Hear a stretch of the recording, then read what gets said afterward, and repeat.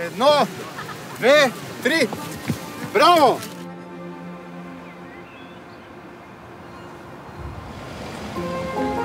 Посещението на Боянското езеро започва в 10 часа. Там се събираме всички участници с трудна или пълна неподвижност, както и нашите доброволци. Тръгваме! Браво, бе!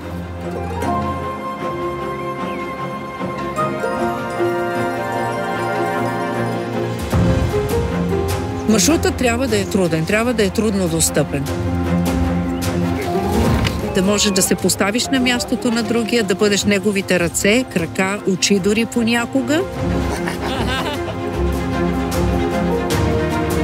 И най-важното е самите участници, когато тръгват, има един такъв призив към тях да се движат, все едно за първи и последен път в живота си изминават тази пътека.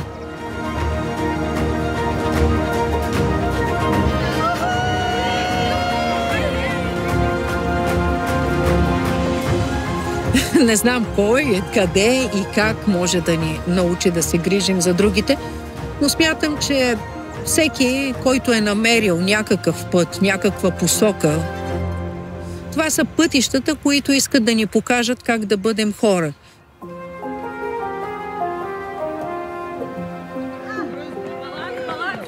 Най-отдалеченото място може би е човешкото сърце. Най-отдалеченото, но и най-близкото. А с всички тези инициативи пък успяваме да покорим най-високите върхове, тези, които са вътре в нас. Открий коледните чудеса на България. Виж ги всички на Чудесата БГ.